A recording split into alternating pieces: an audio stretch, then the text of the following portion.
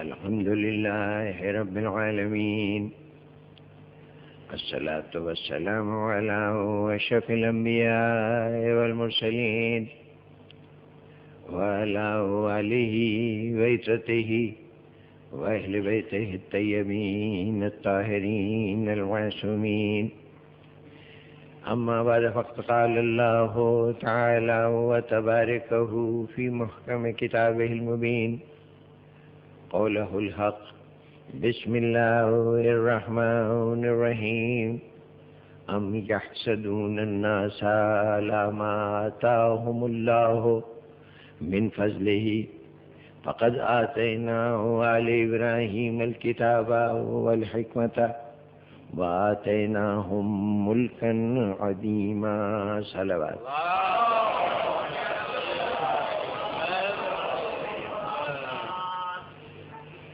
سامعین گرامی، سورہ مبارکہ نساء کی سایہ مجیدہ کے ذیل میں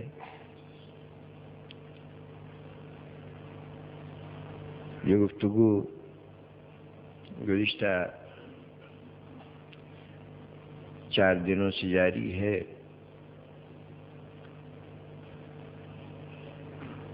اس میں پیش نظر آیت کا صرف ابتدائی کلمہ ام یحسدون، یہ جو حسد کرتے ہیں، صرف یہی جز زیر بحث رہا، اور یہی انشاءاللہ تعالی اس پورے سلسلہ کلام کا بنیادی موضوع ہے. ورنہ اس آیت میں یوں تو فضائل کا ایک بحر بے کراں ہے. خاص طور پر یہ کہنے کے بعد کہ لوگ حسد کرتے ہیں، اور اس کے بعد ارشاد ہو رہا ہے کہ ان لوگوں سے کہ جن پر اللہ کا فضل نازل ہوا ہے، جن پر اللہ کا کرم ہے، تو اس فضل سے حسد کرتے ہیں یہ لوگ. تو اچھا ان لوگوں کو یہ معلوم ہو جائے کہ جو کچھ ہم نے پہلے دیا تھا، جس پہ تم چڑھ رہے تھے، تمہیں حسد تھا، تم جل رہے تھے، تم سمجھتے ہو کہ وہی بہت تھا، تو لو پھر ہم ان کو اور بھی بہت کچھ دینے جا رہے ہیں. اور چنانچہ اب کتاب بھی ان کو دیں گے، حکمت بھی ان کو دیں گے، ملک عظیم بھی ان کو دیں گے. یہ گویا زیبا تو نہیں ہے لفظ، لیکن ایسا لگتا ہے جسے چڑھا رہا ہو اللہ حاسدوں کو، کہ تم سمجھ رہے تھے کہ جو کچھ ہم نے پہلے دیا ہے وہ تم چھین لو گے، لے لو گے، تو وہ تو تم کیا لے سکو گے. لو ہم تمہیں اور بھی بتاتے ہیں کہ کیا کیا ہم دے رہے ہیں، اس کو اگر چھین سکو تو چھین کے دکھاؤ. اب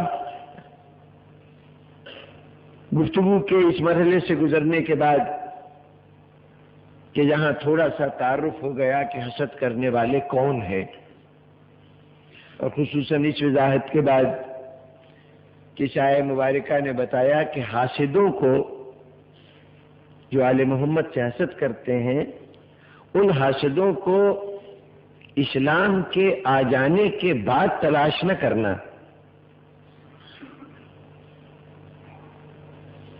یہ عرض کیا گیا کہ اسلام تو نام ہے کتاب کے نزول کا. اللہ کی طرف سے جب کتاب نازل ہوئی تبھی تو اسلام آیا نا.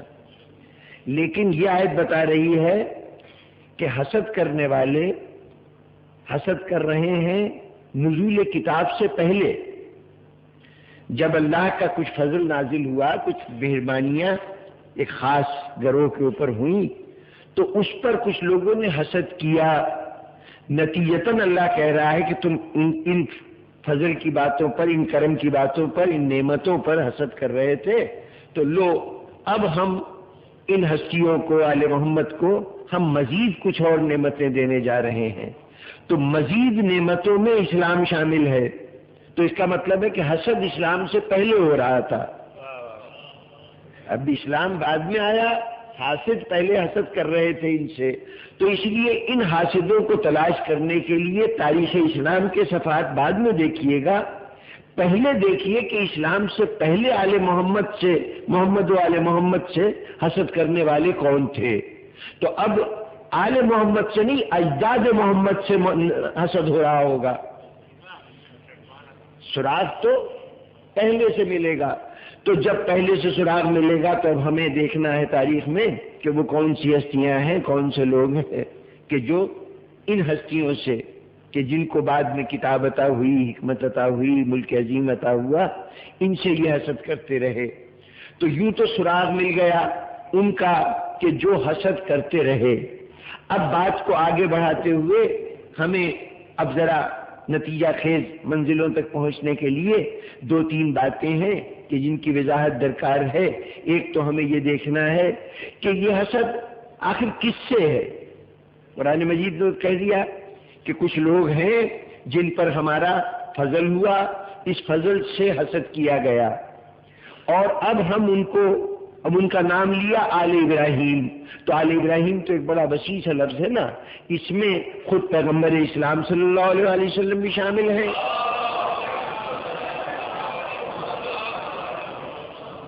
اور آل محمد بھی شامل ہیں۔ یعنی یہ حسد صرف آل محمد سے نہیں، خود پیغمبر کی ذات سے بھی ہو سکتا ہے۔ تو ایک تو ہمیں یہ دیکھنا ہے کہ حسد کس سے کیا جا رہا ہے، وہ شخصیت یا وہ ذات کون سی ہے جو حسد کا مرکز ہے، اور پھر اس کے بعد یہ دیکھنا ہے کہ حاسد جب حسد کر رہا ہے تو حسد صرف ایک دل کی کیفیت تو نہیں ہے کہ اندر دل میں محسوس کر رہا ہے، کچھ تو کچھ اقدام بھی تو کرے گا نا۔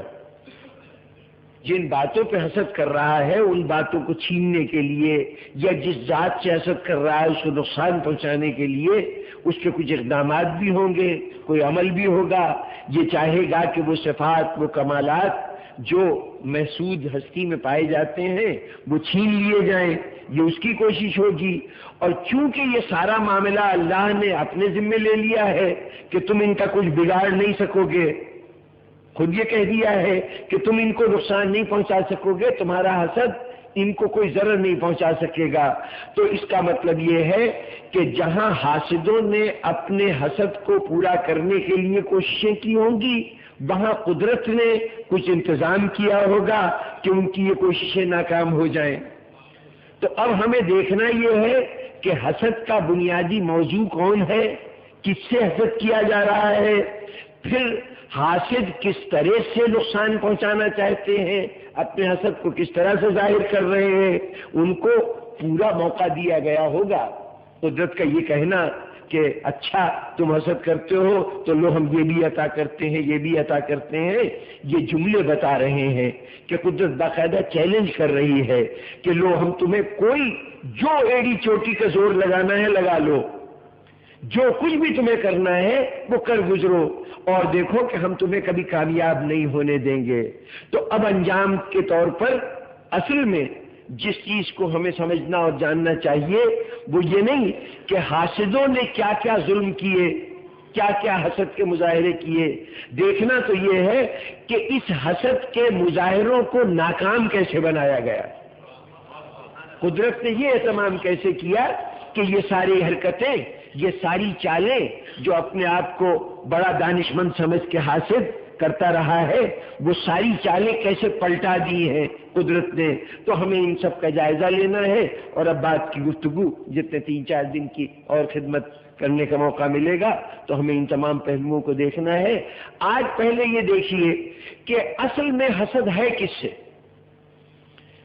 قرآن مجید نے تو لفظ استعمال کیا آل ابراہیم، تو آل ابراہیم میں ہم عام طور پر مشاہدہ بھی یہی ہے کہ آل محمد سب سے زیادہ مصائب کا سامنا کرتے رہے، مستقل زمانے کی طرف سے جتنے ظلم و ستم ہوئے وہ آل محمد کے خلاف ہوئے۔ تو تصور یہی ہوتا ہے کہ اصل میں حسد کا موضوع، حسد کا نشانہ، حسد کا ہدف اگر کوئی ہے تو وہ آل محمد ہے، لیکن آل ابراہیم کا لفظ جو استعمال کیا گیا اس میں جہاں آل محمد شامل ہیں وہاں خود پیغمبر اسلام بھی شامل ہیں۔ ظاہر ہے آل ابراہیم کا لفظ ہی استعمال کرنے سے مراد یہی نظر آتی ہے کہ یہاں صرف کوئی وہ نسل جو حضور سے آگے چلی، وہ جو آل محمد کہلاتے ہیں، صرف وہ موضوع بحث نہیں ہے، بلکہ خود پیغمبر کی ذات بھی اس گروہ میں شامل ہے۔ تبھی تو آل ابراہیم کہا جا رہا ہے تاکہ سب شامل ہو جائیں۔ لیکن ہمیں ذرا تجزیہ کرنا پڑے گا کہ یہاں آل محمد میں سے آل ابراہیم سے در حقیقت کون مراد ہے، کس سے حسد کیا جا رہا ہے۔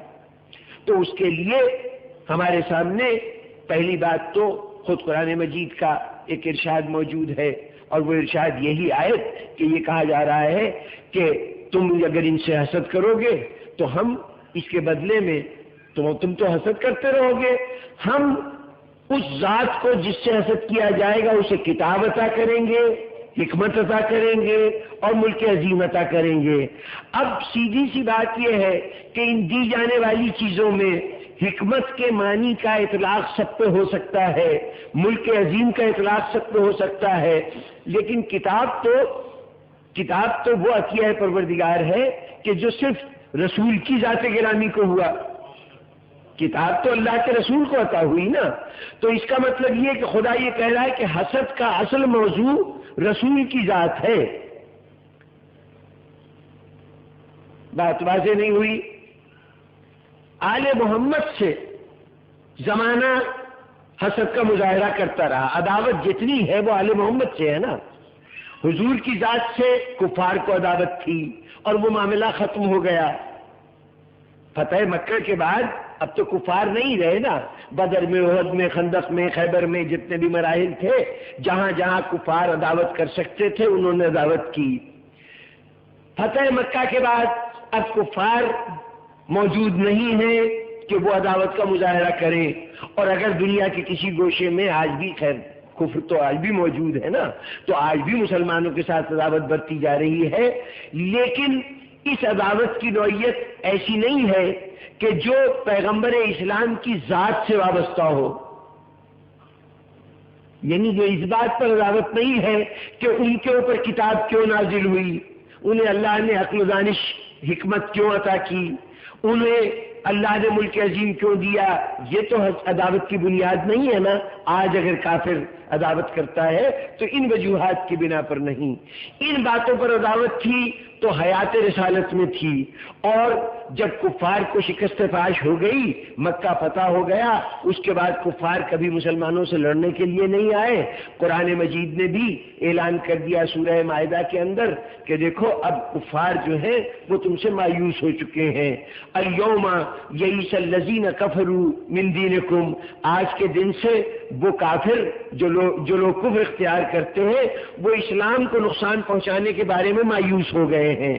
تو ان کے مایوس ہو جانے کے بعد اب رسول کی ذات سے حسد کا سلسلہ کم از کم کافروں کی طرف سے تو ختم ہو گیا، کافروں کی عداوت تو ختم ہو گئی۔ اگر عداوت کریں گے بھی تو اللہ اس کی پرواہ ہی نہیں کر رہا، وہ کہہ رہا ہے کہ اب یہ مایوس ہو چکے ہیں، یہ تمہارا کچھ نہیں بگاڑ سکتے، اب ان کے بازو میں دم نہیں رہا کہ یہ رسول تمہارا کچھ بگاڑ سکے یا تمہارے اسلام کا کچھ بگاڑ سکیں۔ تو اس اعتبار سے کم از کم کفار کا جو ان کی عداوت تھی وہ تو اب زیر بحث نہیں رہی۔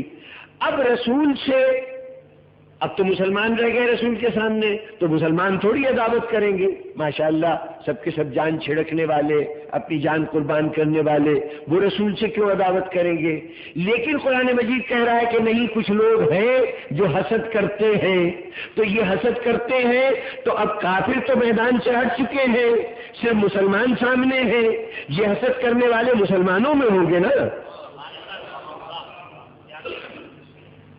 اب مسلمان تو عشق رسالت سے سرشار ہے ماشاءاللہ سے، اس زمانے میں بھی اور آج کے زمانے میں بھی، کہ یہ مسلمان ہر دم کلمہ پڑھتے ہیں اپنے رسول کا، ان کا نام لیتے ہیں تو عقیدت سے درود پڑھتے ہیں، اپنے ہونٹوں کو بوسہ خود نہیں دے سکتے تو باقاعدہ انگوٹھا لگا کر اور آنکھوں سے مس کرتے ہیں تاکہ یعنی اس کا اظہار ہو کہ کتنا پاک نام ہماری زبان پہ آ گیا۔ تو آج ماشاءاللہ سے محبت کے نشے میں سرشار ہے، عشق رسول کے میں سرشار ہے پوری ملت اسلامیہ، تو ان میں کون ہے جو حسد کرتا ہے؟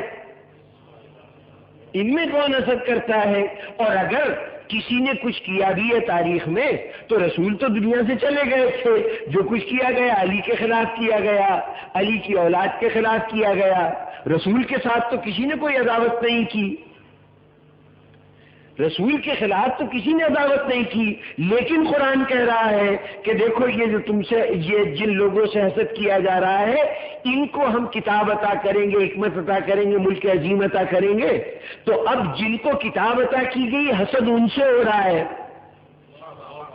مشاہدہ کہہ رہا ہے کہ رسول سے حسد نہیں ہو رہا، ان سے عداوت نہیں ہو رہی.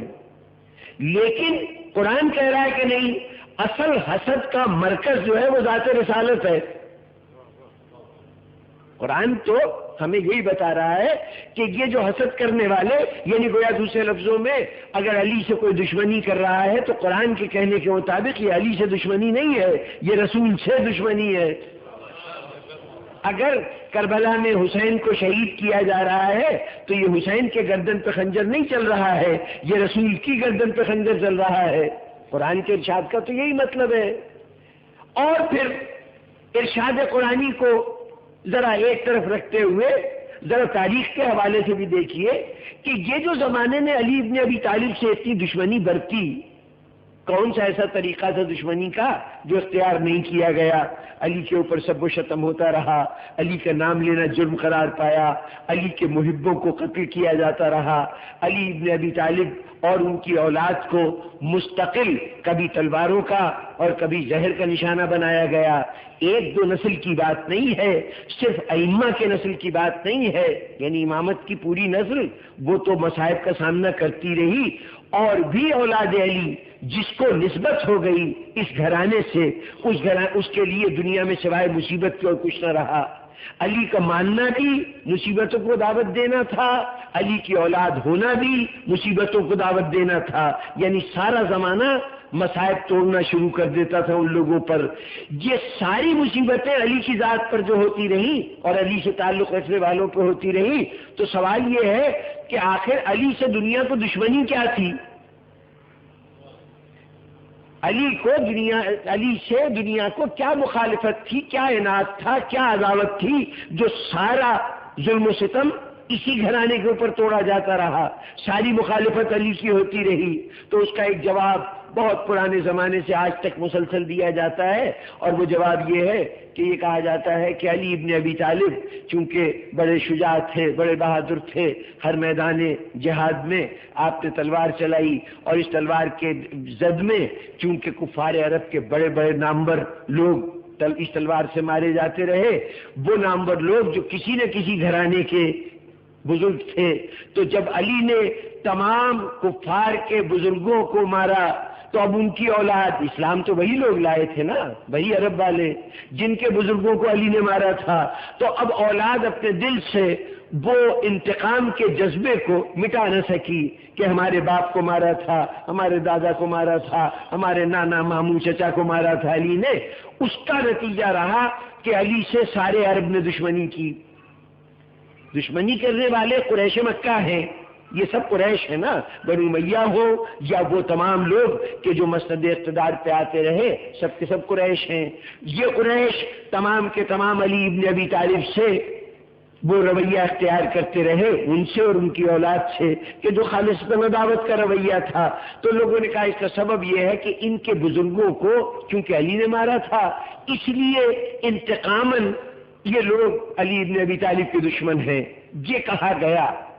اور جب یہ کہا جاتا ہے تو ہم بھی یہ سمجھ کر کہ یہ علی ابن ابی طالب کی شجاعت کا اعتراف ہے، دوسرے لفظوں میں علی ابن ابی طالب کے میدان جنگ میں ایک جنگ آزما ہونے کو تسلیم کرنے کے برابر ہے. اس لیے ہم بھی خاموشی سے اس بات کو قبول کر لیتے ہیں کہ یہی وجہ رہی ہوگی اس مخالفت کی، اس دشمنی کی، کہ علی نے کفار کے بڑوں کو مارا تھا.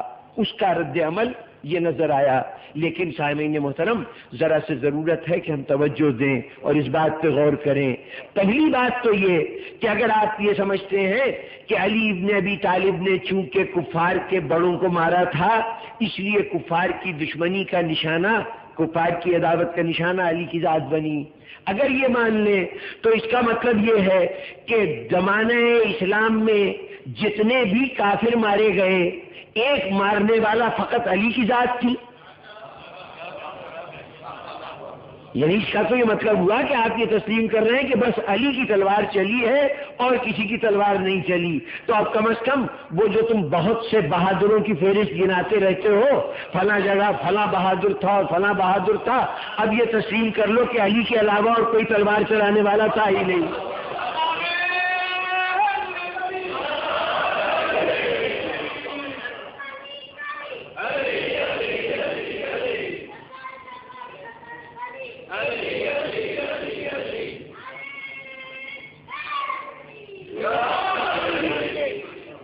مجھے تاریخ میں ایک نام بتا دیجئے، کوئی ایک نام بتا دیجئے کہ جس سے لوگوں نے اس طرح کا بدلہ لیا ہو یا اس طرح کا کبھی جذبات کا اظہار کیا ہو کہ اس نے ہمارے باپ کو مارا تھا، ہمارے دادا کو مارا تھا.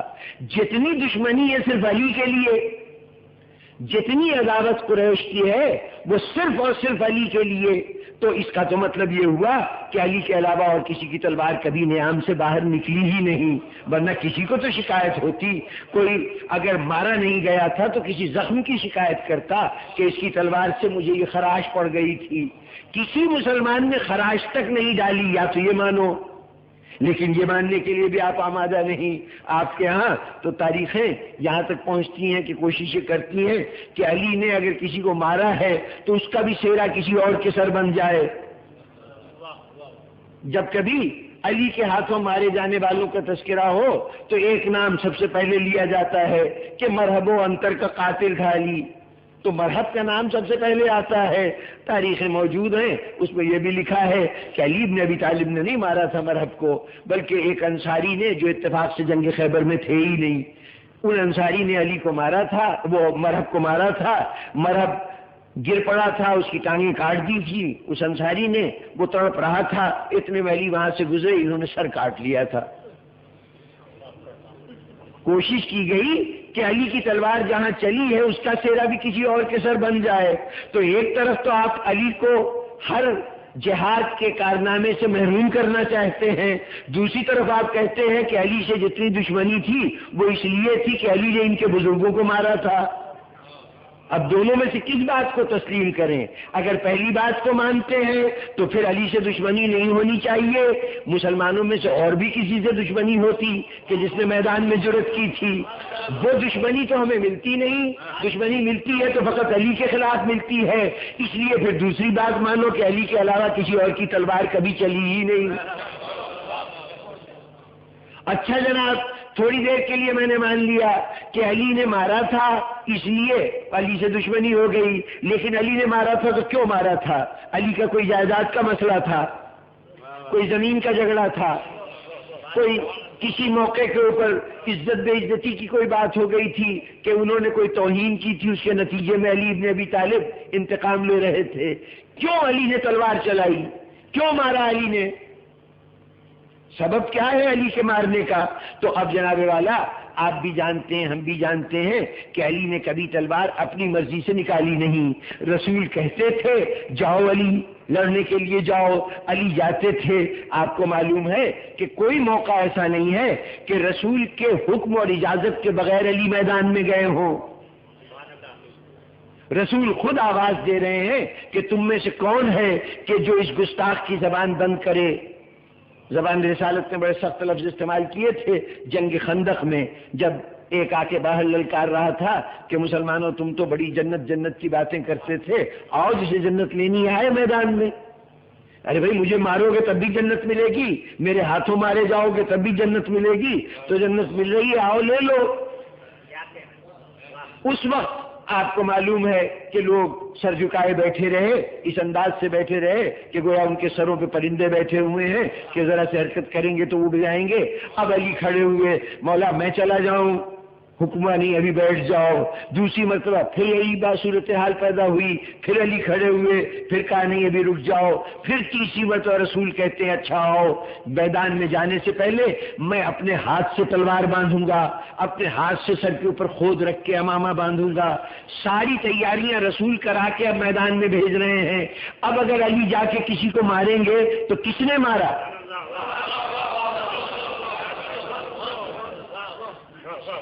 بھائی اب اگر علی تلوار چلائیں گے تو یہ تلوار یقیناً علی کے ہاتھ میں ہے، لیکن کون ذمہ دار قرار پائے گا؟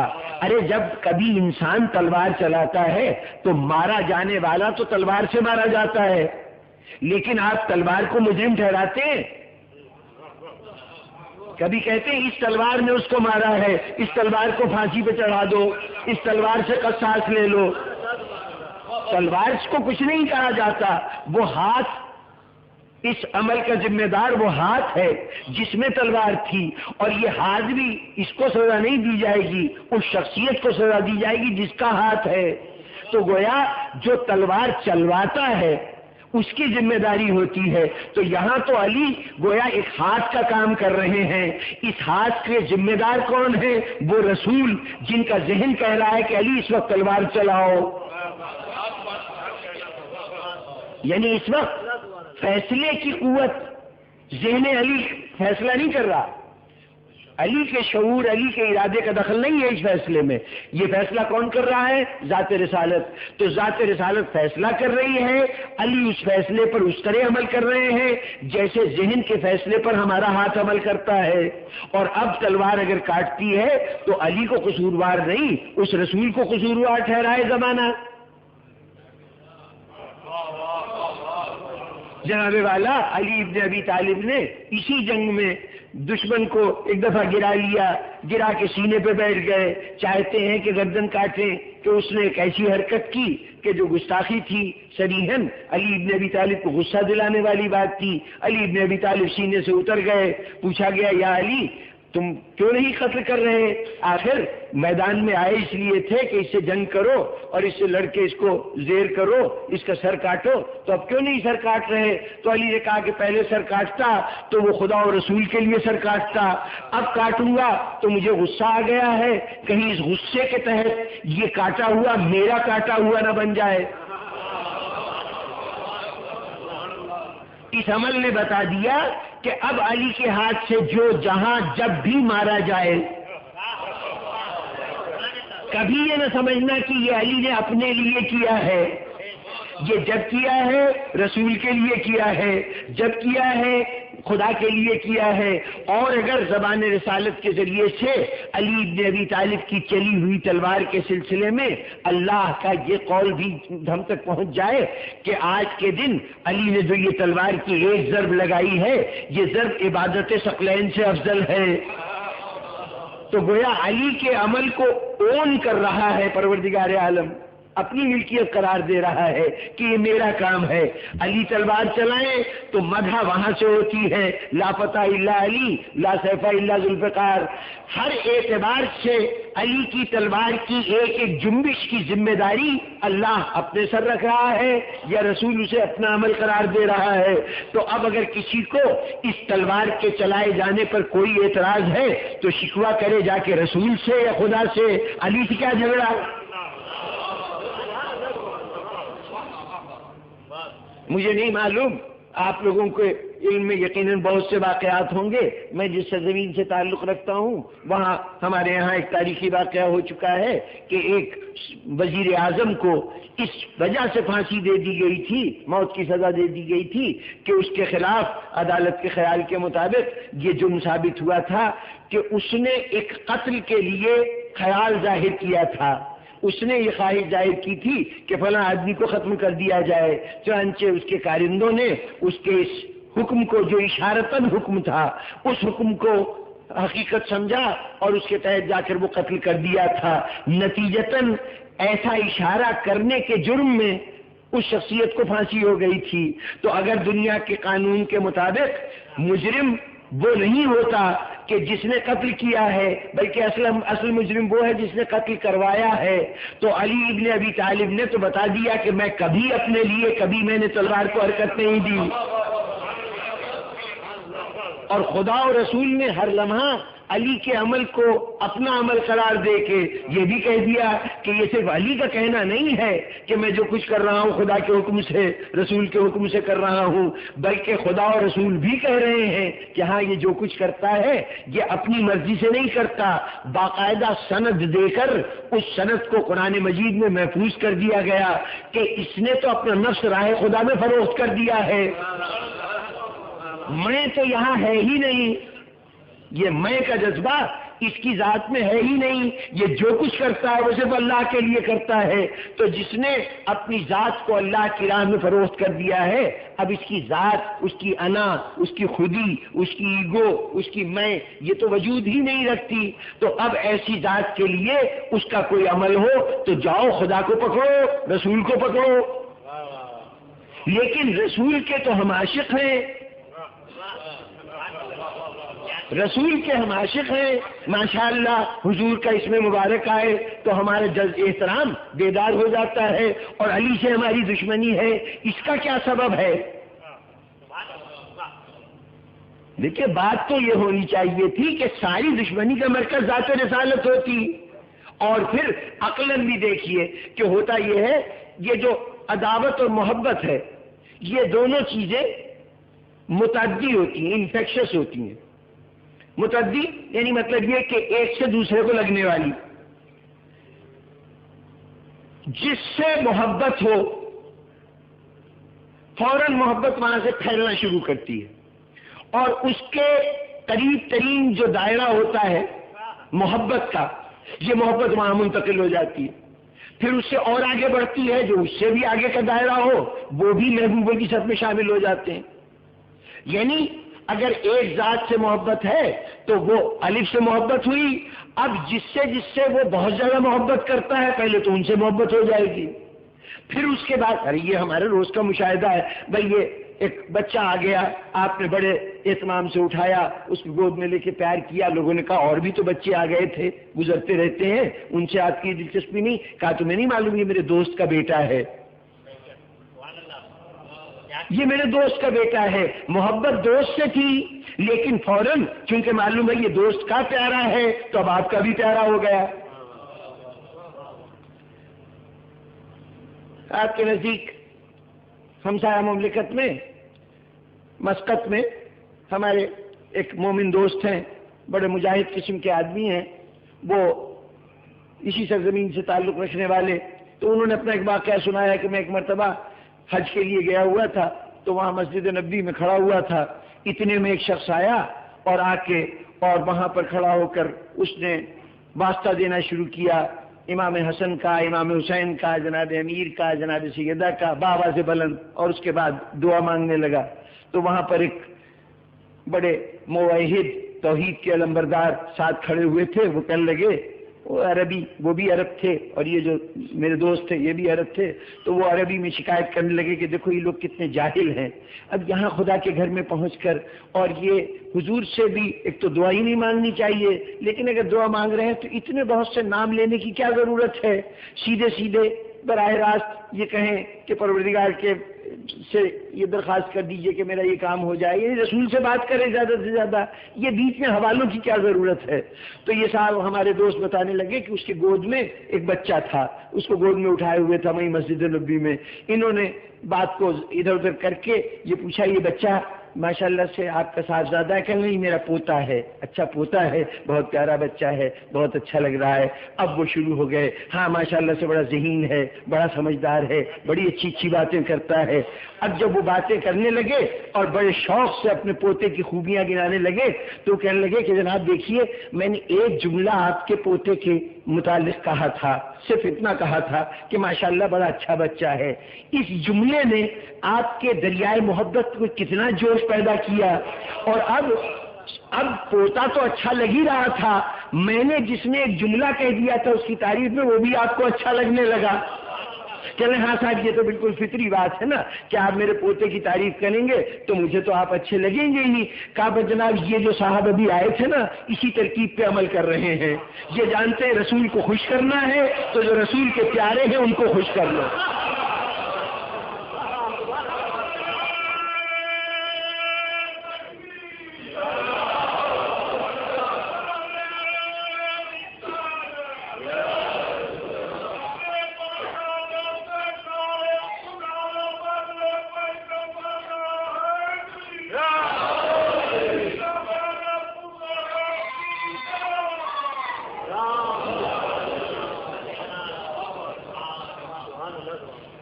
تو اب جناب والا یہ محبت جو ہے یہ بھی متعدی ہے اور عداوت بھی متعدی ہے.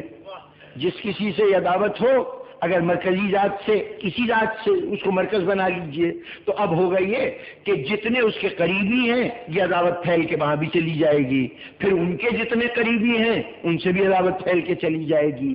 اب صورتحال یہ ہو کہ رسول سے تو ہماری محبت ہے اور رسول سے اگر پوچھا جائے تو وہ کہیں کہ دنیا میں محبوب ترین فرد مردوں میں کون ہے تو علی کا نام لیں. یہ میں اب نہیں کہہ رہا، صحابہ ستہ کی روایتیں ہیں ان میں کہا گیا ہے کہ محبوب ترین فرد علی ابن ابی طالب، محبوب ترین خاتون علی کی زوجہ حضور کی صاحبزادی خاتون جنت ہیں، محبوب ترین بچے وہ حسنین ہیں جن کے لیے کبھی نمازوں کو طول دیا جا رہا ہے، کبھی اپنے آپ کو بطور سواری کے پیش کیا جا رہا ہے، یہ ان بچوں کا مقام ہے. تو محبوب ترین ہستیاں یہ ہیں تو اب اصولاً کیا ہونا چاہیے؟ رسول پیارا تو پھر علی و سیدہ پیارے، اور علی و سیدہ پیارے تو پھر حسنین پیارے، یہی ہونا چاہیے تھا نا. اور اگر رسول سے دشمنی ہے تو ان سے بھی دشمنی ہو. لیکن یہ دنیا کا بالکل انوکھا منظر ہے کہ رسول پیارا ہے، آل رسول سے نادعوت ہے. یا تو یہ کہ یہ ثابت کیجئے کہ یہ رسول کو پیارے نہیں تھے، یہ کہیے کہ رسول کو پیارے نہیں تھے. عجیب بات ہے کہ رسول کے اقوال کو اگر کبھی اس کی تعدیل کرنی پڑے تو وہ بھی پیار سے تعریف کی جاتی ہے. غدیر میں حضور نے فرمایا کہ میں جس کا مولا ہوں علی اس کا مولا ہے. اب اس حدیث سے تو انکار ہو نہیں سکتا. 110 اصحاب نے اس حدیث کو روایت کیا ہے، 84 تابعین نے اس کو ہم تک منتقل کیا ہے. اس وقت سے لے کے 1400 سال گزرے ہیں، نہ معلوم کتنے مصنفین نے اس کو اپنی کتابوں میں درج کیا ہے. حدیث سے تو انکار نہیں ہو سکتا. اب کیا کیا جائے؟ تو انہوں نے کہا کہ صاحب یہ مولا کے معنی جو ہیں اس کے معنی تو دوست بھی ہوتے ہیں. تو در حقیقت بعض لوگ تھے جو علی ابن ابی طالب سے ناراض ہو گئے تھے تو حضور نے ان کو سمجھانے کے لیے کہا ہے کہ جس کا میں دوست ہوں اس کا علی دوست ہے، یا جو مجھے دوست رکھتا ہے وہ علی کو دوست رکھے، جو علی سے بلا رکھتا ہے محبت رکھتا ہے، جو مجھ سے بلا رکھتا ہے محبت رکھتا ہے وہ علی سے محبت رکھے. یعنی مولا کے معنی کو بدلنے کے لیے بھی آپ کو جو لفظ ملا وہ لفظ یہی بتا رہا ہے کہ علی محبوب رسول خدا ہے. آپ نے دیکھا نا کہ آپ یہ چاہتے ہیں کہ مولا کے وہ معنی نہ لیے جائیں جو رسول نے ارشاد فرمائے ہیں یا جو حضور کا مراد ہے، تو آپ جو کوئی بھی مراد لے رہے ہیں وہ بھی یہ کہ یہ محبوب تھے، پسندیدہ تھے. یا اگر کسی اور موقع پر آپ نے اپنے نواسوں کے لیے اپنے سجدے کو طول دے دیا تو اس کی توجیہ یہ کی گئی کہ در حقیقت بات یہ تھی کہ نواسے تھے تو نواسوں سے محبت بہت زیادہ تھی تو محبت کے تحت یہ بات کر دی. محبت یہ تقاضا بشری تھا کہ آپ نے، بلکہ اس روایت کو یہاں تک بڑھا دیا گیا کہ حضور نے یہ فرمایا، خطبہ دے رہے تھے اور خطبہ دیتے دیتے آپ نے اس کے اندر جب دیکھا کہ حسین علیہ السلام آ رہے ہیں، ابا کے دامن میں پاؤں الجھتا جا رہا ہے، ٹھوکر لگ رہی ہے، تو حضور نے خطبہ ترک کر دیا، نیچے اتر کے گئے، جا کے دونوں بچوں کو گود میں اٹھایا اور لیا کے ممبر پہ بیٹھ گئے. اور اس کے بعد حضور نے فرمایا کہ اللہ نے بالکل درست فرمایا ہے کہ یہ مال اور اولاد تمہارے لیے فتنہ ہے. اب یہ قرآن مجید کی آیت ہے. اب فتنے کے معنی جب مفسرین کرتے ہیں تو وہ کہتے ہیں کہ آزمائش ہیں. تو اس کا مطلب یہ ہوا کہ رسول خدا نے فرمایا کہ اس آیت کا حوالہ دیا کہ اولاد تمہارے لیے آزمائش ہے. تو اب اس سے نتیجہ یہ نکالا گیا کہ دیکھیں یہ تو حضور کی ایک طرح سے آزمائش تھی کہ بچوں کی محبت نے ان کو اپنا خطبہ چھوڑنے پہ مجبور کر دیا. خطبہ چھوڑا تو اس لیے کہ محبت تھی. یہ اگر اس میں نواسوں کی کوئی خصوصیت نہیں تھی، صرف اتنی سی بات تھی کہ نواسے تھے، یعنی چونکہ بیٹی کے بیٹے تھے اس لیے فطری محبت تھی تو رسول نے ان کی وجہ سے خطبہ چھوڑا. یہ کوئی ان بچوں کی فضیلت یا مقام نہیں ہے، اس لیے یہ اس کے آگے یہ روایت میں یہ لفظ بڑھائے گئے کہ حضور نے فرمایا کہ دیکھو اللہ نے کہا ہے کہ اولاد تمہارے لیے فتنہ ہے، تمہارے لیے ایک آزمائش ہے، امتحان ہے. تو یہ در حقیقت میرا ایک امتحان ہو رہا تھا. گویا اس وقت اولاد میرے لیے امتحان بن گئی تھی کہ تم خطبہ دے سکتے ہو کہ نہیں دے سکتے، ہم ذرا دیکھنا چاہتے ہیں. اور نعوذ باللہ اگر یہ امتحان تھا اور رسول نے خطبہ توڑ دیا تو اس کا مطلب ہے رسول امتحان میں ناکام ہو گئے.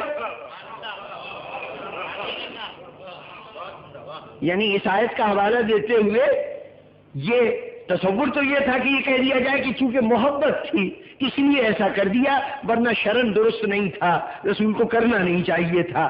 یہی آپ کہنا چاہتے ہیں نا. دوسرے لفظوں میں آپ کہہ رہے ہیں کہ رسول اپنے امتحان میں ناکام ہو گیا، آزمائش میں ناکام ہو گیا، رسول ناکام ہو گیا، تو آپ کیا امتحان میں پاس ہوتے رہیں گے؟ اگر رسول اپنی اولاد کی آزمائش میں کامیاب نہ ہوا تو پھر امت کا کیا حال ہوگا؟ پھر تو ہم اولاد کے نام پر رشوت بھی لیتے رہیں، جو کچھ بھی دنیا میں دھوکہ دہی کرتے رہیں، جو کچھ ظلم زیادتی ہو سکے اولاد کے لیے کہ کچھ ان کے واسطے بنا جائیں، کچھ ان کے واسطے چھوڑ جائیں، اس چکر میں جو کچھ بھی کریں. اگر کبھی اللہ نے پوچھا یہ سب کیوں کیا، ہم کہتے رہے رسول سے نہیں ہو سکا، تو ہم کیسے رک سکتے تھے؟ یقیناً میں سمجھتا ہوں کہ رسول نے اگر یہ آیت پڑھی ہے تو یقیناً پھر رسول کے لیے امتحان میں کامیاب ہونا ضروری ہے. ارے ابراہیم سے بیٹے کا امتحان لیا جائے، اتنا سخت امتحان کہ بیٹے کے گردن پہ چھری چلانی ہے، اس امتحان میں ابراہیم کامیاب ہو جائیں اور فخر ابراہیم وہ امتحان میں ناکام ہو جائے، بچے کی محبت اسے امتحان میں ناکام کر دے. جناب والا یہاں غور کیجئے، رسول نے یقیناً امتحان دیا ہے، اولاد امتحان بن کے آئی ہے اور رسول اس امتحان میں کامیاب ہوئے ہیں. تو اب ذرا غور کیجئے کہ کیا امتحان ہے اور کیا کامیابی ہے. رسول خطبہ دے رہے ہیں، تبلیغ دین کر رہے ہیں، اللہ کے پیغام کو پہنچا رہے ہیں، سامنے اللہ کی ایک حجت، اللہ کا ایک نمائندہ، رسول کا نواسا، اس کو ٹھوکر لگ رہی ہے. اب اگر وہ گر رہا ہے اس کو سہارے کی ضرورت ہے، سنبھالنے کی ضرورت ہے. تو اب یہاں پر دو چیزیں ہیں رسول کے سامنے. امتحان کیا ہے؟ امتحان یہ ہے کہ خطبے کو جاری رکھے یا جا کے نواسے کو سنبھالیں، تبلیغ دین کو جاری رکھے یا نواسے کو سنبھالیں. ہو سکتا ہے نماز جمعہ کا خطبہ رہا ہو، وہ خطبہ جس کو سننا لوگوں پہ واجب ہے. ہمیں یہ وضاحت تو نہیں ملتی کہ یہ خطبہ کیا تھا. ہو سکتا ہے نماز جمعہ کا خطبہ رہا ہو، تو نماز جمعہ کا خطبہ تھا تو اب سوال یہ کہ اس واجب کو چھوڑے یا حسین کو جا کے سہارا دیں، حسن حسین کو سہارا دیں. یہ سوال ہے. اب یہاں رسول کو یہ فیصلہ کرنا ہے کہ ان دونوں میں سے صحیح عمل کیا ہے. امتحان یہ ہے، دنیا یہ سمجھ رہی ہے کہ نماز کی اہمیت زیادہ ہے، خطبے کی اہمیت زیادہ ہے، تبلیغ کی اہمیت زیادہ ہے. رسول آج انہیں بتا دو کہ یہ تمام فروعات ہیں، حسین اصول ہے.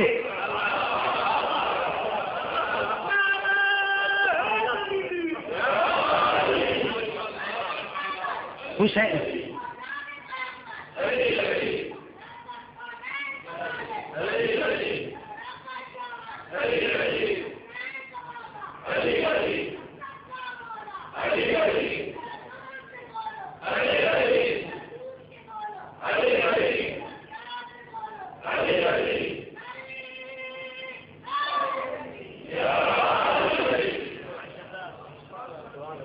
تو اب یہاں پہ بھی کوشش یہ کی جا رہی ہے کہ یہ بتائیں کہ حسنین بہت پیارے تھے، پیارے کی وجہ سے پیارا سمجھتے ہوئے رسول نے اپنا خطبہ توڑ دیا. ہر جگہ اگر کہیں کسی حدیث یا آیت کے مفہوم کو تبدیل بھی کرنا چاہتے ہیں تو مرتبے کو کتنا ہی کم کریں، آخری مقام اس پہ آ کے ختم ہوتا ہے کہ رسول کو ان سے محبت تھی. تقاضۂ رسول کچھ ہو، ارشاد رسول کا مطلب کچھ ہو، لیکن اس مطلب کو نہیں لینا، ہمارا دل نہیں مانتا اس بات کو ماننے کو. تو اب مطلب کی جگہ ہم کوئی غلط مطلب نسبت دینا چاہتے ہیں تو جو آخری نسبت آ کے رکتی ہے وہ یہ کہ ان سے محبت تھی. اگر علی کے لیے ولایت کی بات کی تو محبت تھی، اگر حسنین کے لیے سجدے کو طول دیا تو محبت تھی، کاندھے پہ بٹھا لیا تو محبت تھی. یہ سارا معاملہ محبت کا تھا. تو یہ تو طے ہو گیا نا کہ رسول سے جو قریب ترین حلقہ ہے محبتوں کا، وہ محبت جو علی آل محمد کا حلقہ ہے، وہ علی و فاطمہ و حسین کا حلقہ ہے. تو اب اگر کسی کو دعویٰ ہے کہ اسے رسول سے محبت ہے تو پہلا فطری تقاضا یہ ہوگا کہ وہ اس حلقے کے افراد سے محبت کرے. لیکن کتنی عجیب بات ہے کہ رسول سے محبت ہے، علی کا نام لینا جرم ہے. رسول سے محبت ہے، علی اور اولاد علی کا قتل کرنا درست ہے. رسول سے محبت ہے، قاتلان اولاد علی سے آپ کی دوستیاں ہیں. ہونا تو چاہیے تھا کہ ان سے آپ کا نفرت کا تعلق ہوتا، ان سے محبت کا تعلق ہوتا. اس کا مطلب یہ ہے کہ در حقیقت معاملہ کچھ اور ہے، ورنہ یہ خلاف فطرت بات نہ ہوتی. پوری دنیا کا نظام ایک طریقے سے چل رہا ہے اور مسلمانوں کی سوچ بالکل منفرد ہے، کہیں اس کی مثال نہیں ملتی. جتنے قانون ہیں، ایک قانون کی بات نہیں ہے، جہاں دیکھیے وہاں عقل سربگریبہ رہتی ہے کہ آخر اس کا مطلب کیا ہے. رسول سے محبت ہے، اولاد رسول سے دشمنی ہے. رسول سے محبت ہے اور اس کے ساتھ جو اولاد رسول کے دشمن ہیں ان سے بھی محبت ہے. حالانکہ ہونا چاہیے تھا کہ ان کے دوست آپ کے دوست اور ان کے دشمن آپ کے دشمن، لیکن آپ بالکل خلاف فطرت نظام بنائے ہوئے ہیں.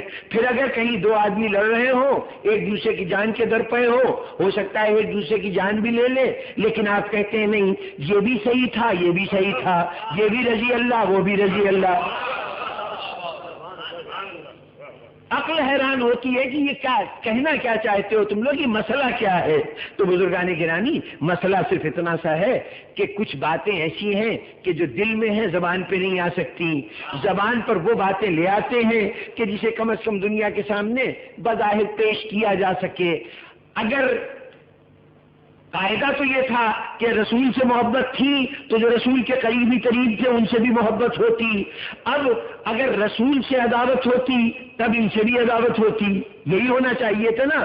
تو ایک صورت تو یہ ہے کہ میں دیکھوں کہ رسول سے آپ کا تعلق کیا ہے اور پھر یہ تعین کروں کہ اب آل رسول سے، رسول کے پیاروں سے آپ کو کیا تعلق ہونا چاہیے. ایک صورت تو یہ ہے نا کہ ہم سفر شروع کریں رسول کی ذات سے اور پھر دائرہ جیسے جیسے بڑھتا جائے اسی اعتبار سے ہم بھی بڑھتے جائیں کہ رسول سے محبت ہے تو اب جو قریبی دائرہ ہے اس سے کیا ہوگا، اس کے بعد جو دائرہ اس کے ساتھ کیا سلوک ہوگا، یہ ہم سمجھ سکتے ہیں. اگر اتفاق سے ہمیں رسول کا رویہ نہ معلوم ہو تو دوسرا طریقہ بھی ہو سکتا ہے کہ ہم دائرے کے باہر سے سفر شروع کریں اور دیکھیں کہ ان سے محبت ہے تو پھر اس سے آگے جو دائرہ ہے ان سے بھی محبت ہوگی. اس کے بعد مرکز آتا ہے تو اب مرکز سے بھی محبت ہونی چاہیے. اور اگر اس کے الٹ ہے کہ ان سے عداوت ہے، اس دائرے کے آگے جو دائرہ آتا ہے ان سے بھی عداوت ہے، اس سے آگے جو دائرہ آتا ہے ان سے بھی عداوت ہے، تو پھر مرکز سے بھی لازماً عداوت ہوگی. اب صورت یہ ہو کہ جو آل محمد کا نام لے وہ کافر ہیں، وہ کافر ہیں، ان کا جان و مال حلال ہے، ان کی جان لے لو تو انشاءاللہ جنت کے اندر تمہیں محلات ملیں گے. ہے یہ نظریہ اس دور میں موجود ہے. تو یہ تو آخری دائرہ تھا محبوں کا جو نام لینے والے تھے آل محمد کا. ان کو قتل کرنا آپ کے نزدیک جائز ہے، ان سے لا تعلق رہنا، ان سے دشمنی کرنا عین ثواب ہے.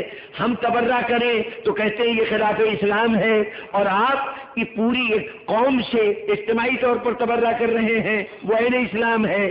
چلیے یہ اسلام ہوا کہ ان کو نہ مانیے، ان سے دشمنی ہے، ان سے آگے بڑھے، ان کے جو بزرگ ہیں، ان کے علماء، ان کے مجتہدین، ان کے آیات اللہ، ان کی وہ ہستیاں جن سے یہ علم اور رہنمائی حاصل کرتے ہیں، ان کے متعلق آپ انتہائی گستاخانہ رویہ اختیار کرتے ہیں، انہیں آپ ناپسندیدگی کی نظر سے دیکھتے ہیں.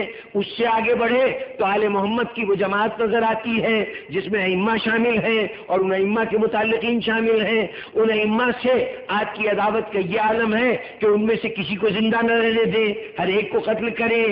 ہوتے ہوتے معاملہ علی و سیدہ و حسین تک پہنچے تو وہاں دشمنی کا یہ عالم ہے کہ آپ کے اسلام کے ممبروں سے 90 سال تک علی ابن ابی طالب پر لعنت بھیجنا ضرورت شریعت سمجھا جائے، سنت سمجھا جائے، اس طرح سے آپ کی نفرت کا حال ہو.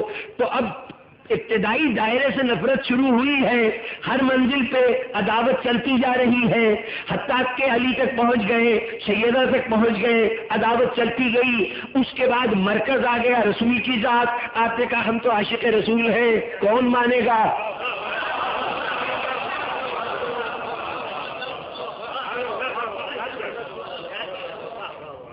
بات ہی یہ ہے کہ در حقیقت فتح مکہ کے مرحلے پر آپ کے سامنے چارہ کار اور کوئی نہیں تھا سوائے اس کے کہ اسلام قبول کر لیں۔ حسد پہلے سے تھا، حسد پہلے سے تھا، وہ حسد اب بھی دل میں رہا، لیکن اب اگر کلمہ پڑھ لیا ہے، مسلمان ہیں، تب تو دنیا میں رہ سکتے ہیں، ورنہ مسلمانوں میں دو ٹکے کی اوقات نہیں رہ جائے گی، اپنے وجود کو قائم نہیں رکھ سکیں گے۔ تو اب اپنے کو مسلمان تو کہنا ہے، مسلمان کہے بغیر گزارا نہیں، اور مسلمان کہنے کے بعد چاہے رسول کے مقام کو کتنا ہی پست کریں کہ ان کو اپنے جیسا کہہ دیں، بڑا بھائی کہہ دیں، ان کو خطا و نسیان کا حامل کہہ دیں، ان کو بیماری میں نعوذ باللہ ہذیان کرنے والا کہہ دیں، سب کچھ کہہ لیں، لیکن پھر بھی رسول کو رسول تو ماننا پڑے گا، رسول کو رسول اللہ تو کہنا پڑے گا۔ اور اس حوالے سے اب جب ان کو رسول مان رہے ہیں تو پھر اب ان سے لڑائی تو نہیں ہو سکتی، تو بہتر یہ ہے کہ ان سے نہ لڑو، لیکن اس کے بعد جتنا عمل ہو وہ عمل بتائے کہ یہ صرف تمہاری محبت زبانی ہے، دل سے صحیح نشانہ رسول کی ذات ہے تمہارا۔ یہ پورا حسد کا مرکز اگر کوئی ہے تو رسول کی ذات ہے۔ سمجھ لیجئے آج تک تاریخ علی ابن ابی طالب کا جرم نہیں بتا سکے گی، جو کچھ تاریخ نے سلوک کیا ہے علی کے ساتھ وہ جرم نہیں ثابت ہو سکے گا، سوائے اس کے کہ یہ مانا جائے کہ در حقیقت یہ رسول کا غصہ ہے جو نکالا جا رہا ہے علی کی ذات پر، یہ رسول کے عناد ہے، رسول سے دشمنی ہے جو شرط کی جا رہی ہے اولاد رسول کے اوپر، آل رسول کے اوپر۔ تاریخ نے وضع کر لیا ایک لفظ، دیکھیے ہمیں شریعت نے اگر کوئی اصطلاح دی ہے آل کے حوالے سے تو وہ آل رسول کی اصطلاح ہے۔ ہمیں درود کی تعلیم دی گئی نا، تو یہ ارشاد ہوا کہ پروردگارا تو رسول پر درود بھیج اور ان کی آل پر درود بھیج، اسی طرح جیسے تو نے ابراہیم پر ان کی آل پہ درود بھیجا، یعنی ابراہیم کے ساتھ آل کا لفظ ہے یا آل رسول، رسول کے ساتھ آل کا لفظ ہے۔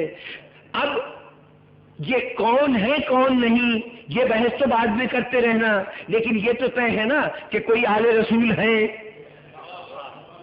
کوئی جماعت ہے جو آل رسول کہلاتی ہے۔ تاریخ نے بعد میں علی ابن ابی طالب کی اولاد سے انتقام لینے کے لیے نئی اصطلاح وضع کی، آل علی۔ یہ جتنے واقعات ہوئے قتل و غارت گری کے، یہ کہہ کے کہ اولاد علی میں سے یہ افراد تھے، ان کو قتل کیا گیا، حتیٰ کہ کربلا میں بھی جن کو شہید کیا گیا ان کو بھی آل رسول کہہ کے نہیں، اولاد علی کہہ کے مارا گیا۔ یہ لفظ وضع کیا، کوشش یہ تھی کہ آل رسول کو رسول سے جدا کر لیا جائے، تو اس کے لیے ضرورت ہوئی کہ کس کے ساتھ نسبت دی جائے، تو یہ لفظ وضع کیا گیا آل علی، ورنہ آل علی کی کوئی اصطلاح شریعت میں موجود نہیں ہے۔ اور دوسری بات یہ کہ رسول تو خود ارشاد فرما چکے ہیں کہ پروردگار عالم نے تمام انبیاء کی نسلوں کو ان کے صلب میں رکھا، ابراہیم کی نسل ان کے صلب سے تھی، موسیٰ کی اور جتنے نبی ہیں ان کی نسلیں ان کے صلب سے تھی۔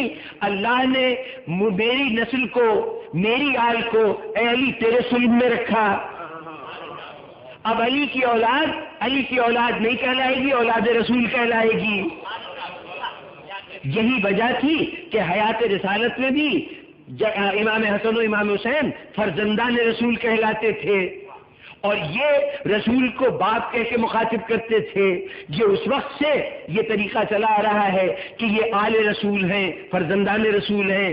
آج بھی غلطی سے صحیح، سہون صحیح زبان سے لفظ نکل جاتا ہے یا جادو سر چڑھ کے بولتا ہے سچائی کا کہ آپ بھی سیدوں کو اولاد رسول کہتے ہیں، آل رسول کہتے ہیں، لیکن جن کو آج آپ آل رسول کہتے ہیں ان کو اموی دور میں آل رسول نہیں کہا جاتا تھا، یہ آل علی کہلاتے تھے۔ یہ کیوں کیا جا رہا ہے کہ کسی صورت سے رسول سے الگ کرو تاکہ پھر تلوار چلانے میں سہولت ہو جائے، مقصد تو یہی ہے کہ نسل رسول منقطع کی جائے.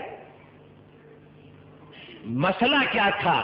بنیادی مسئلہ یہ تھا کہ قرآن نے ایک بہت بڑا چیلنج کر لیا تھا ان حاسدوں کو ابتدائے اسلام میں، اور وہ چیلنج یہ تھا کہ اللہ نے یہ کہا تھا کہ اے رسول ہم تمہیں تو نسل کی کثرت عطا کریں گے اور تمہارا جو دشمن ہے وہ دم کٹا رہ جائے گا، اس کا نام لینے والا کوئی نہیں ہوگا.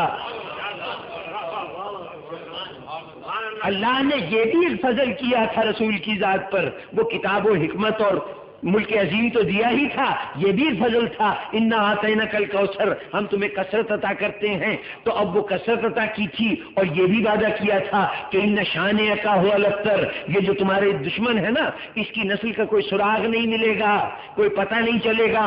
تو جناب والا کیفیت یہ ہے کہ کہتے ہیں کہ یزید کے 15 بیٹے تھے، 15 بیٹے تھے، خدا جانے کے 15 تھے کہ نہیں، لیکن کم از کم ان کی تعداد اتنی تھی کہ مورخ ان کو اتنی بڑی تعداد میں ظاہر کرے. اور ادھر حسین کا فقط ایک بیٹا بچا تھا، زین العابدین. لیکن آج دنیا میں جو نہیں ہے وہ بھی چاہتے ہیں کسی صورت سے ان کی نسبت اولاد رسول سے ہو جائے. کتنے ہیں جو یہ خواہش کرتے ہیں، کوشش کرتے ہیں، جھوٹ بول کر، فریب دے کر، وہ کہتے ہیں ہم بھی سید زادے ہیں، ہم بھی اولاد رسول ہیں، اس لیے کہ اس سے بڑا فخر کوئی نہیں کہ کوئی اولاد رسول ہو. اور ادھر کیا یزید کے 15 بیٹوں کی اولاد نہیں ہوگی؟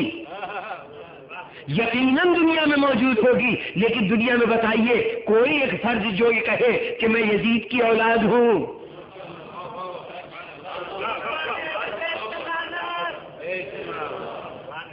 تو کوشش یہی تھی کہ وہ جو اللہ نے کہا ان شانئک هو الابتر، تم دم کٹے رہ جاؤ گے، میرے رسول کی نسل باقی رہے گی، اس کا نام باقی رہے گا.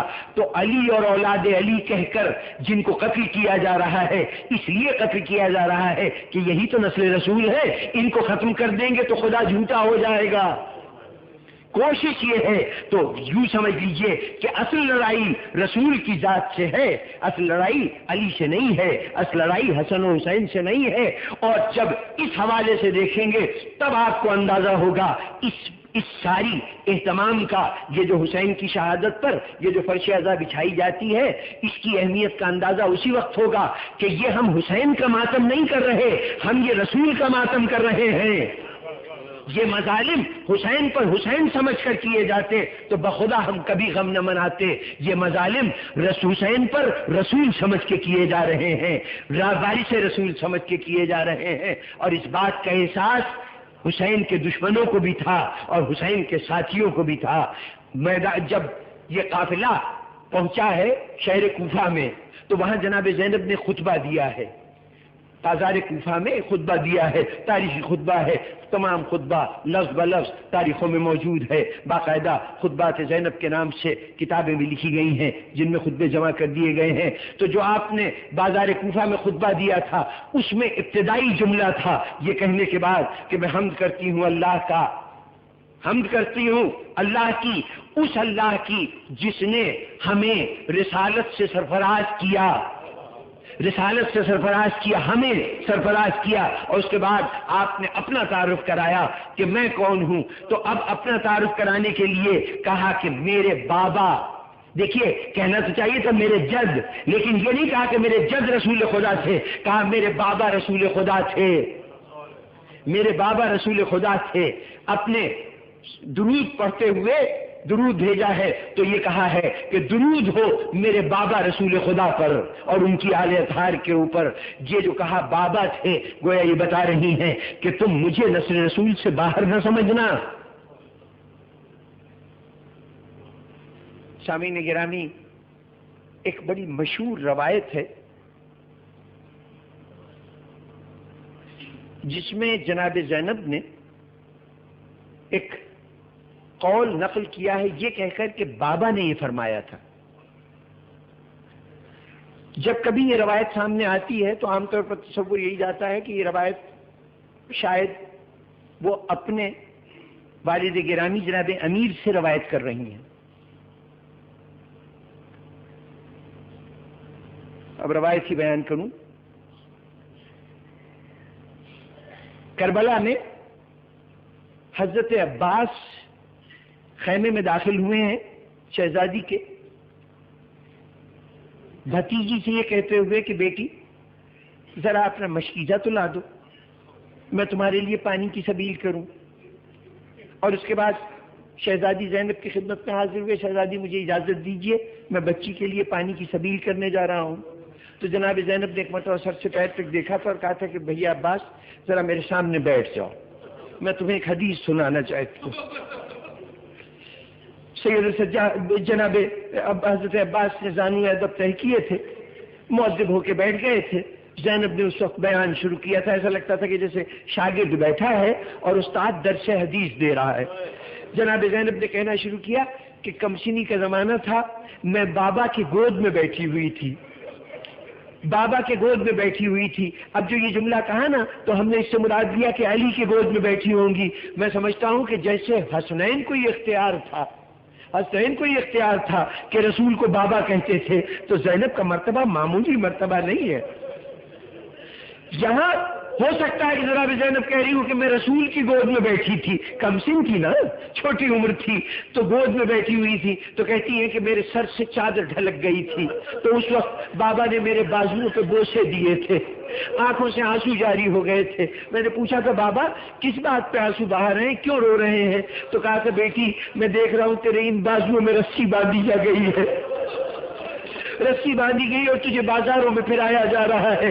کہا اس دن سے مجھے اس قول پر کچھ سمجھ میں نہیں آتا تھا کہ یہ بات کیوں کہی ہے، اس کا مطلب کیا ہے. اور جب اللہ نے مجھے تیرا جیسا بھائی عطا کیا تھا تب تو میں سمجھتی تھی کہ میرے سمجھ کا قصور ہے، بابا کا یہ مطلب ہرگز نہیں ہو سکتا. کون ہے جو میرے بازو میں رسیاں باندھے، کون ہے میرے بازو میں رسیاں باندھے؟ لیکن آج اب جو تو میدان کی طرف جا رہا ہے تو مجھے یقین ہو گیا کہ رسیاں بھی بندھیں گی، بازاروں میں بھی پھیلایا جائے گا.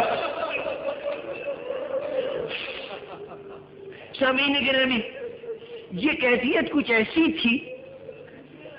جناب زینب کے بازوؤں میں رسن کا بندھنا عباس کے کٹے ہوئے بازوؤں سے اس کا اتنا گہرا رشتہ ہے کہ تاریخ میں اس کے بعد بھی جب کبھی کٹے بازوؤں کا ذکر آیا تو ساتھ ہی زینب کی بے چادری کا بھی ذکر آیا، زینب کے بازوؤں میں بندھے ہوئے رسن کا بھی تذکرہ آیا.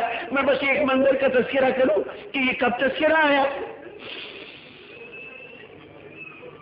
یہی قافلہ مدینے پہنچا تو اس قافلے کے ساتھ ایک گائیڈ کے طور پر راستہ دکھانے کے لیے ایک شخص بشیر ابن جزلم آیا تھا جو قافلے کو لے کے مدینے تک آیا تھا.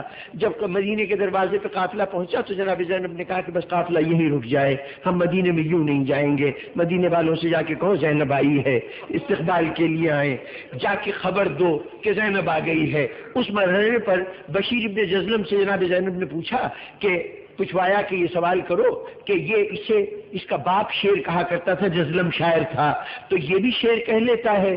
جواب دیا اس نے کہ ہاں کچھ مصرے موضوع کر لیتا ہوں. تو کہا اچھا جاؤ جا کے لوگوں کو خبر دے دو کہ ہم واپس آ گئے ہیں. بشیر آیا، مدینے کی گلیوں میں اعلان کرتا ہوا مسجد نبی میں پہنچا، مسجد نبی میں جا کے ممبر پہ کھڑا ہو گیا.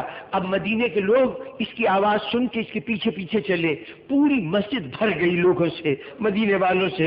اس نے ممبر پہ کھڑے ہو کے تفصیل بتانی شروع کی. لوگوں حسین یہاں سے کربلا گئے تھے، مکے سے کربلا گئے تھے، کربلا میں 3 دن کے بھوکے پیاسے رہ کے شہید کر دیے گئے. اس کے بعد اہل حرم ان کے جتنے عزیز تھے، جتنی بیویاں تھیں، ان کو گرفتار کر لیا گیا، ان کو کوفہ و شام کے بازاروں میں پھرایا گیا، اور اب وہ بیویاں واپس آئی ہیں.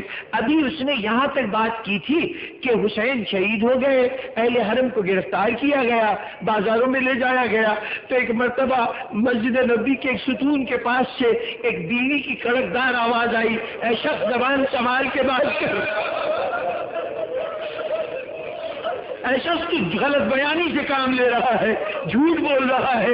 وہ ایک مرتبہ چونکا، لوگوں سے پوچھا یہ بیوی کون ہے، یہ معظمہ کون ہے جو مجھے جھوٹا کہہ رہی ہے؟ تو ایک مرتبہ لوگوں نے کہا ذرا احتیاط سے بات کرنا، یہ عباس کی ماں ام البنین ہے. یہ عباس کی ماں ام البنین ہے۔ بزرگان گرامی، یہ سننا تھا کہ ایک مرتبہ ممبر سے اترا بشیر اور چل کے پہنچا بی بی کے پاس، قدموں پہ جا کے سر رکھ دیا، بی بی آپ کے بڑا مرتبہ ہے، بڑی شان ہے آپ کی، آخر آپ نے کون سی ایسی بات محسوس کی کہ مجھ پہ غلط بیانی کا آپ کو شبہ ہوا؟ کہا تو نے یہی کہا ہے نا کہ حسین کا سر کاٹا گیا، زینب ام کلثوم کو بازاروں میں پھیلایا گیا؟ اس نے کہا بی بی ایسا ہی ہوا تھا۔ کہا پھر تو جھوٹ کہہ رہا ہے، یہ کیسے ہو سکتا ہے کہ میرے بیٹے کے مرنے کا تذکرہ نہ ہو؟ میرا بیٹا زندہ سلامت رہے اور حسین کے گردن پہ چھری چل جائے، زینب کی سر سے چادر اتر جائے۔ اس نے کہا بی بی میں نے تو اختصار کی خاطر مختصر طور پر واقعات بیان کیے تھے، اس لیے تفصیل نہیں بیان کی، ورنہ بی بی جب تک آپ کا بیٹا سلامت رہا کسی کی مجال نہ تھی کہ حسین کی طرف میلی آنکھ سے دیکھ سکتا، کسی میں جرت نہ تھی کہ زینب ام کلثوم کے پردے کو ہاتھ لگا سکتا۔ بس سامعین گرامی، دو جملوں کی زحمت اور دے دوں، واقعے کو ذرا سے مکمل کر دوں کہ جب یہ بات ہو گئی تو اب پرسکون ہو گئی۔ ایک مرتبہ نجف کی طرف رخ کیا جناب ام البنین نے، مولا علی آپ سے کیا ہوا وعدہ میں نے پورا کر دیا، میں سرخرو ہو گئی، میرے لال نے میری عزت رکھ لی۔ اس کے بعد خاموش ہو کے سارا تذکرہ سنتی رہی۔ جب پورا واقعہ بیان کر چکا بشیر تو مخاطب ہوئی، دیکھیے ابھی تک ایک ذمہ دار خاتون بول رہی تھی، اب ذرا ماں کا جذبہ بیدار ہوا، دل چاہا کہ ان کے بیٹے کا کچھ تذکرہ ہو جائے۔ کہا بشیر اے شخص ذرا سی یہ تو بتا کہ میرا بیٹا شہید کیسے ہوا تھا، میرا عباس کیسے مارا گیا؟ بشیر نے بیان کرنا شروع کیا کہ بی بی آپ کا شہزادہ مشکیزہ لے کے دریا پہ گیا تھا، دریا پہ اس نے قبضہ کر لیا، مشکیزے کو پانی سے بھر لیا، لے کے واپس پلٹا تو راستے میں ایک بازو اس کا کٹ گیا، اس کے باوجود چلتا رہا، دوسرا بازو کٹ گیا، پھر بھی وہ چلتا رہا، اتنے میں مشکیزے پہ تیر لگا، پھر اس کے سر کے اوپر ایک گرز لگا تو وہ گھوڑے سے نیچے گرا اور اس طرح آپ کا فرزند شہید ہوا۔ اب جو یہ بیان کیا تو ماں کا ذہن کہیں اور پہنچ گیا۔ ایک مرتبہ کہا گیا پھر تو بتا کیا ہوا تھا؟ اس نے کہا ایک بازو کٹا، دوسرا بازو کٹا، پھر سر پہ گرز لگا، پھر آپ کا شہزادہ گھوڑے سے نیچے گر پڑا۔ اب جو یہ جملے کہے تو ایک مرتبہ اس توجہ ہٹا کے مجمع سے مخاطب ہوئی، لوگوں ذرا انصاف کرو، اگر کوئی بلندی سے گرتا ہے تو اپنے ہاتھوں سے سہارا لیتا ہے، ارے میرے بچے کے دونوں بازو کٹ گئے تھے، گھوڑے سے گرا ہوگا تو کس طرح فرش خاک پہ آیا ہوگا۔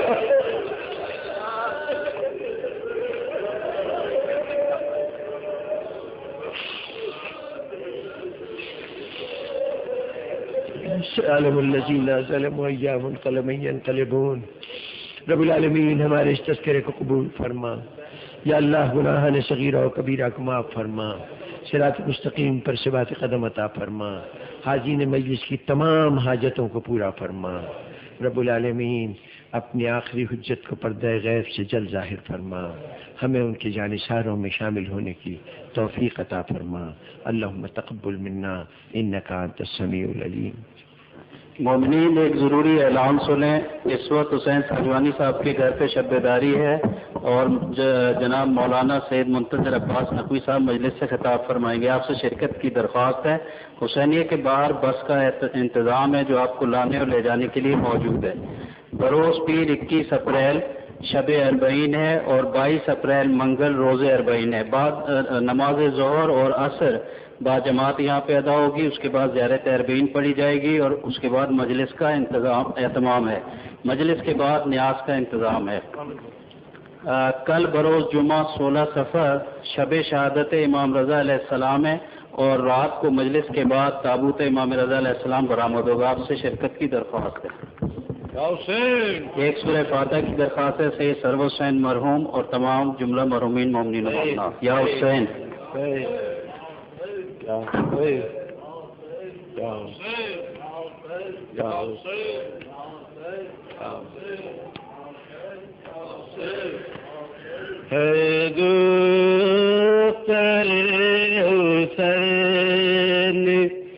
سکینہ کا بیان